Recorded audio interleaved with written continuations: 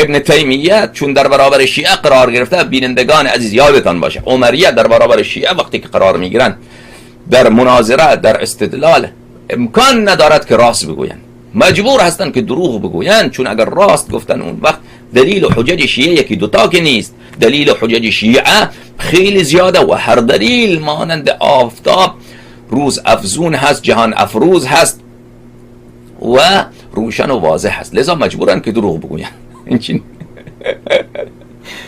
و همچنین جماعت نابکار دجالیه این چنین هستن، وقتی که در برابر شیعیان قرار میگیرن این جماعت دجالیه مجبورن که دروغ بگویند، مجبورن که بله تمام علما قائل به ولایت فقیه بودند، بله ائمه علیهم السلام شهید شدن از برای تشکیل دولت اسلامی، این آرمان تمام ائمه علیهم السلام بوده، آرمان تمام انبیا علیهم السلام بوده و از این خزعبلات و دروغ ها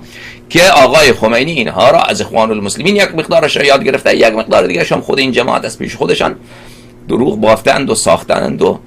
به اهل بیت علیهم السلام نسبت میدهند. لعنت خداوند متعال بر علمای دجالیه و خداوند متعال شیعیان را، مؤمنین را از شر دجالیه حفظ بکند، چون این جماعت خطرش خیلی بیشتر از وهابیت، خطرش خیلی بیشتر از داعش. چرا؟ چون کفر داعش برای شیعیان واضح و روشنه، خب برای خود عمریه واضح و روشنه. این که جماعت وهابیت،